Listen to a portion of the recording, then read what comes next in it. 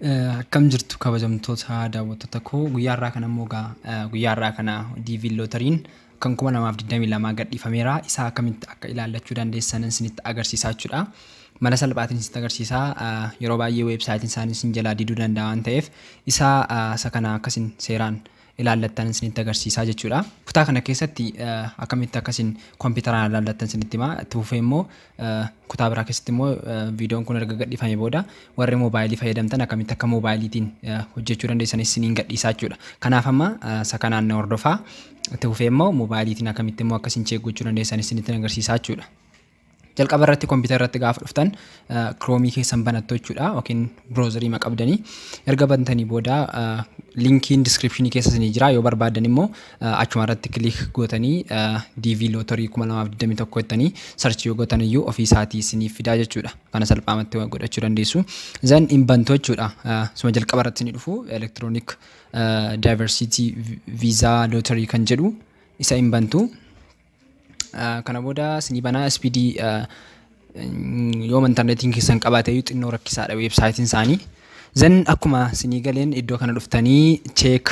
kan jedhu kana addaan kan argattan kana irratti click gootu jechuudha erga irratti click gootanii isiniif banaa jechuudha kunoo kanatti kan dhufu isinii dhufaa kanaaf continue jettu erga continue jettaniiti iddoo kanatti dhagaa kan isin dhuftanii koodii keessan galchattanii confirmation koodiin keessan iddoo kanatti dhakan inni galu isa kana gashattu fakkeenyaaf hammanii kan namootaaf yaaleera waan ta'eef isuma kana gashaa fakkeenyaaf last name keessan sin gaafata last name keessan itti gashitu iddoo kanatti immoo akkuma argitanii kunoo year of birth sin gaafata jechuudha sin gashitu gadi butanii immoo iddoo kanatti authentication kan jedhu kana ingalchitu jechuudha utuu waan tokko yoo dogoggoriin gashitu kanaaf qubee gurguddaadhaan hundi isaa kan ittiin barraa'u zan dasaa galchitu jechuudha iddoo kanatti kan argitan kana zan iddoo kana dhuftanii submit jettu jechuudha erga submit jettanii gara kutaa waan keessanitti sin dabarsaa jechuudha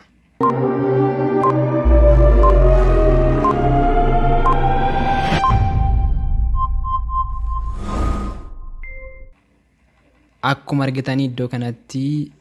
has not been selected jedha jechuudha yoo dabartanii selected siniin jedha mallattoo isaanii isiniif fidaa garuu yoo dabarre ta'e kunoo bifa kanaatiin isiniif fidaa jechuudha kanaaf mala salphaa kanaatiin check godhachuu dandeessu jechuudha darbuuf dhiisuu keessanii akkuma nama kana isinitti agarsiiseen eenyu darbee eenyu kufee kan jedhu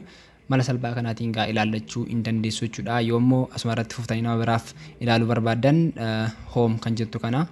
itti butanii ECSC home kan jettu kanatti buutu kana booda gara dudubaatti sin deebisaa jechuudha mala salphaa kanaatiin hojjetachuu hin dandeessu waan keessaniis ilaallachuu hin dandeessu siniin jedha baay'ee galatoomaa YouTube kana subscribe gochuu hin dagatinaa baay'ee sin jaalladha bakka jirtanitti nagaan naaf tura